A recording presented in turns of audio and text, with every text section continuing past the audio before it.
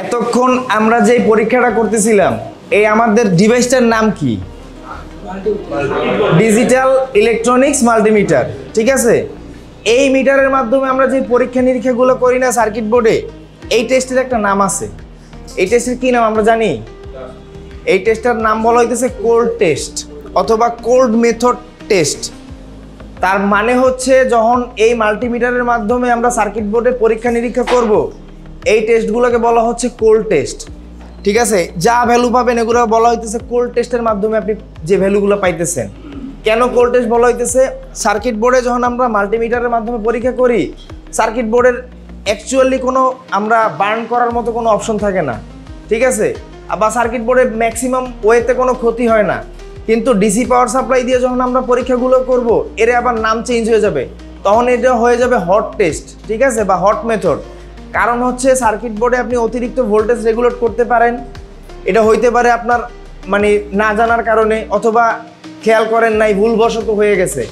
তো মাল্টিমিটারের মাধ্যমে যেই পরীক্ষাগুলোরে বলা হইতেছে এগুলোরে বলা হইতেছে এই জন্য হট টেস্ট। ঠিক আছে, সরি কোল্ড টেস্ট। আর ডিজিটাল যখন আপনি জিনিসগুলোরে চেঞ্জ করে ফেলবেন, ডিসি পাওয়ার সাপ্লাইতে আমরা চলে যাব, তখন এই টেস্টটার নাম হবে হট টেস্ট বা হট মেথড। কারণ হচ্ছে এর মাধ্যমে সার্কিট বোর্ড বার্ন হইতে পারে, আপনার ক্ষতি হইতে পারে। তো এই জন্য আমাদের এই টেস্টগুলো একটু সচেতনভাবে করতে হবে। ঠিক আছে, তো আমরা মাল্টিমিটার দিয়ে যখন করছিলাম কোল্ড টেস্ট, তখন আমরা একটা টেস্ট করছি না একটু আগে? আমরা কি টেস্ট করছিলাম? গ্রাউন্ড টেস্ট করি না, আমরা করতেছিলাম যে কন্টিনিউটি টেস্ট। ঠিক আছে, যারে বলা হইতেছিল লো ওহমস বা বাজার মোড বা বিপ মোড, আমরা যে নামে ডাকি। মূলত আমার কি করতেছিল, একটা টার্মিনাল থেকে আরেকটা টার্মিনালের সে কন্টিনিউটি আমার পরিমাপ করে দিচ্ছিল। মানে আমি আমার সার্কিট বোর্ডের নেগেটিভ জানতেছি কি আমার নেগেটিভ, তাইলে একটা নেগেটিভের সাথে অপর নেগেটিভ কানেক্টেড আছে কিনা আমি এটা জাস্ট খুঁজবো। আমি শর্টকাট ওয়েতে আমি পেয়ে গেছি, ঠিক না? এটা আমাদের কাছে খুব সহজ মনে হয়েছিল। তো এই কোল্ড টেস্ট আরেকটা ওয়ে আছে আমাদের সার্কিট বোর্ড থেকে ব্যাটারি টার্মিনালের পজিটিভ নেগেটিভ খোঁজার। এই টেস্টটা হচ্ছে ডায়োড টেস্ট। ঠিক আছে, ডায়োড টেস্ট আমরা সবাই মোড চেঞ্জ করতে পারি না? সবাই পারি। তো মোড যখন আমি চেঞ্জ করব, এরপরে আমার কি কি কাজ আছে এটা আমি বুঝি। ঠিক আছে, যখন আমরা ডায়োড টেস্ট করি, আমরা অলওয়েজ ডায়োড টেস্ট রিভার্সের ভ্যালুগুলারে আমরা পরিমাপ করি। কারণ আমাদের ডায়োডের একটা লিমিটেশন থাকে, বা ডায়োড ভোল্টেজ যে ড্রপ টেস্ট হয়, ঠিক আছে, ডায়োডের মাধ্যমে যে টেস্টগুলো হচ্ছে, যে ভ্যালুগুলো পাচ্ছি, তাকে আমরা শর্টকাটে ওর যে ইলেকট্রিসিটি যখন আমরা মাপতেছিলাম বা কারেন্ট রেশিও যখন আমরা পরিমাপ করতেছিলাম, তখন আমরা একটা রেশিওরে কি বলতেছিলাম? অ্যাম্পিয়ার। কারেন্টের যে রিডিংটা অ্যাম্পিয়ার বলতেছিলাম না? যখন আমরা ডায়োড টেস্ট করব, এর যে রিডিং আসবে এরে বলবো আমরা জিআর। ঠিক আছে, জিআর মানে ওহম। যখন আমরা মাপছিলাম তখন আমরা ওহমসে মানে রেজিস্ট্যান্স মাপলে আমরা ওহমসের উল্লেখ করি না, এককে উল্লেখ করি কিনা? তো ডায়োড টেস্ট যখন আমরা করব তাকে বলবো জিআর। ঠিক আছে, আর জিআর এর মিনিং হচ্ছে গ্রাউন্ড রেজিস্ট্যান্স অথবা গ্রাউন্ড রিডিং। ঠিক আছে, আপনারা যেটা সহজ মনে করেন, আমার মনে হয় সবার জন্য গ্রাউন্ড রিডিংটাই সহজ মনে হবে, আর এটাই সবাই ইউজ করে বা সবাই মৌখিকভাবে এটাই বলে। তো গ্রাউন্ড রিডিং জিনিসটা আসলে কি? আপনার গ্রাউন্ডের সাথে বা নেগেটিভের সাথে সম্পর্ক সে আপনার পরিমাপ করে দেয় ভ্যালুর মাধ্যমে। এই ভ্যালুটাকে বলা হচ্ছে জিআর। ঠিক আছে, এই জিআর এর ফুল ফর্ম তাহলে কি দাঁড়াচ্ছে? Ground reading. তাইলে এখন আমরা যখন একটু আগে মাপতেছিলাম আমার গ্রাউন্ডের সাথে আরেকটা গ্রাউন্ডের আমি বিপ পাইতেছিলাম, তাইলে যখন আমি এটা জিআরে যাব, ডায়োড টেস্ট করব, তখন এটা আমার কি হবে? একটা ভ্যালু আসবে। তাইলে আমার যদি গ্রাউন্ডের ভ্যালু এই প্রান্তে 0 হয়, অপর প্রান্তে, তাইলে আমার ভ্যালু কি আসতে পারে?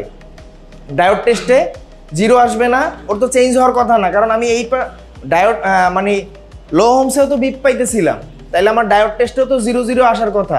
তাইলে আমার পজিটিভে একটা ভ্যালু আসবে, আমার বিএসআই বা ব্যাটারির টার্মিনাল একটা ভ্যালু আসবে না? এই ভ্যালুটাই আসলে আমরা এখন পরিমাপ করব যে আমার কত ভ্যালু আসলে আমার এই টার্মিনালকে আমি পজিটিভ বলবো। কারণ আমি তো জানি না আমার পজিটিভ কে, আমি তো এতক্ষণ জাস্ট নেগেটিভের থ্রু দিয়ে আমি পজিটিভে সিলেক্ট করে রাখছিলাম। কিন্তু আমার তো এখন প্রপারলি আইডেন্টিফাই করতে হবে যে আসলে আমার এই পজিটিভ এত ভ্যালু আসছে, তার কারণে আমার পজিটিভ। ঠিক আছে, আরেকটা বিষয়, ডায়োড টেস্টের সময় আমাদের একটা রিডিং আসে। নর্মালি আমরা ওয়েল পাই, যেটা আমাদের ওপেন সার্কিট হিসেবে থাকে। আমাদের মিটারে 2 ধরনের ওয়েল, এটা তো আপনাদের আগেই বলা হয়েছে, ঠিক না? যখন আমি ডায়োডে যাব, দেখেন এই আমার বর্তমানে একটা মিটারে ওয়েল শো করতেছে না, মানে হচ্ছে আমার এই সার্কিটটা একটা ওপেন সার্কিট হিসেবে বা ওপেন লুপ হিসেবেও আছে। যখনই আমি এর কানেক্ট করে দিব, তখন আমার কি হচ্ছে, আমার ভ্যালুটা চেঞ্জ হবে, ঠিক না? ভ্যালু চেঞ্জ হচ্ছে না, আমার ওয়েল কি আছে এখন, কিন্তু এই ভ্যালু শো করার পরে যদি ওর একটা লিমিটেশন থাকে, এই মিটারের একটা লিমিটেশন আছে, ও 3000-এর উপরে আর কোনো ভ্যালু শো করতে পারে না। সেই ক্ষেত্রে আমার মিটার যদি ওভারলোড হয় তখন ও আরেকটা ওয়েল শো করবে। আপনারা জাস্ট খেয়াল করবেন, যদি কোনো ভ্যালু আসার পরে ওয়েলে যায় সেই ক্ষেত্রে আমার মিটার আর ওর লিমিটেশন ওভারলোড হয়ে গেছে, ও তখন ওয়েল শো করতেছে, মানে ওভারলোড। ঠিক আছে, ওয়েল কিন্তু দুইটা মূলত, একটা হচ্ছে ওপেন লুপ, প্রথম যেটা যে কানেকশন নাই, কিছুই নাই, ও কোনো ভ্যালুই শো করতেছে না, ওয়েল অবস্থায় আছে, খোলা সার্কিট।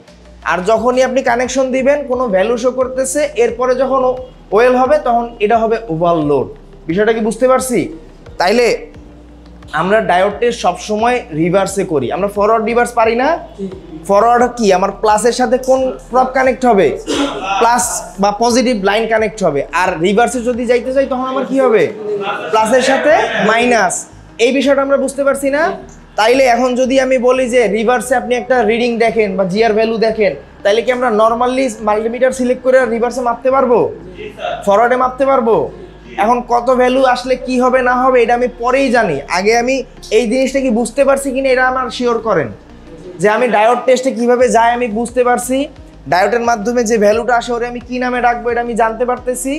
ইভেন আমি যে ভ্যালুটা পাইতেছি, ফরওয়ার্ডে একটা ভ্যালু পাইতেছি, রিভার্সে একটা ভ্যালু পাইতেছি, এই জিনিসটা কি বুঝতে পারছেন? তাইলে আপনারা এখন কি করবেন, ফরওয়ার্ডে একটা ভ্যালু মাপবেন, ওইটা খাতায় নোট করবেন, রিভার্সে একবার মাপবেন, ওইটা নোট করবেন।